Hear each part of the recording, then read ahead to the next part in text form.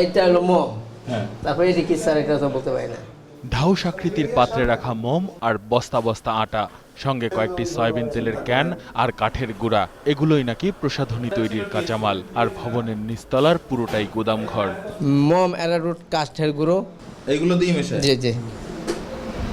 দোতলায় কারখানা, সেখানেই শুরু পণ্য তৈরি। বড় পাত্রে জাল দেয়া হয় সব কাঁচামাল, এরপর মিক্সার মেশিনে মিশিয়ে তা ভরা হয় বিভিন্ন ব্র্যান্ডের পাত্রে, আর সঙ্গে লেবেলও সাটিয়ে দেয়া হয় নামি দামি বিদেশি কোম্পানির। বাজারজাত করা হয় রাজধানীর বিভিন্ন মার্কেটে। কাঠের গুঁড়া, সয়াবিন তেল, তারপর অ্যারারুট, মম, ঠিক আছে, এগুলো দিয়ে massage cream, scrub, toner, deep cleanser, milk বিক্রি হয় গাউসিয়া, চকবাজার।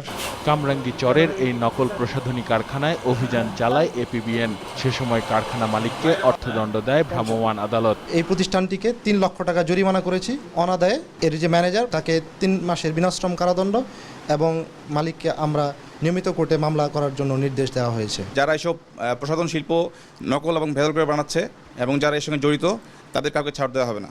বিএসটিআই কর্মকর্তা বলেন, এইসব পণ্য ব্যবহারে বিভিন্ন ধরনের চর্মরোগ সহ রয়েছে ক্যান্সারের ঝুঁকিও। এগুলোর মাধ্যমে স্কিন ক্যান্সার হচ্ছে বা স্কিনে নানা ধরনের সমস্যা দেখা দিচ্ছে।